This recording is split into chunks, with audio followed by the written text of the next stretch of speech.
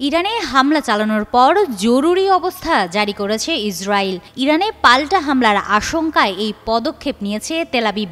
বাজানো হয় siren. Israel জানিয়েছে তেহরানকে পারমাণবিক অস্ত্র তৈরি করা ঠেকাতে দেশটির পারমাণবিক স্থাপনাকে লক্ষ্য করে হামলা চালানো হয়েছে।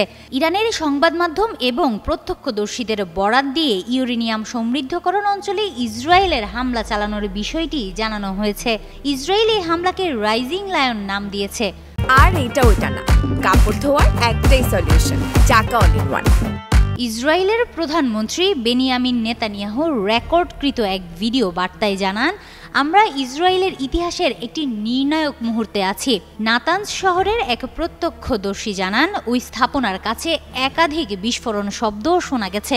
এদিকে এক জ্যেষ্ঠ ইরান কর্মকর্তা রয়টার্সকে বলেন, দেশের শীর্ষ নেতারা একটি গুরুত্বপূর্ণ নিরাপত্তা বৈঠকে বসেছেন।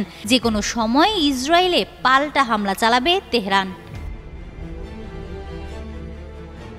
ইসরায়েলি সামরিক বাহিনীর এক কর্মকর্তা জানান, ইরানের ডজন খানেক পারমাণবিক ও সামরিক লক্ষ্যবস্তুতে হামলা চালানো হয়েছে।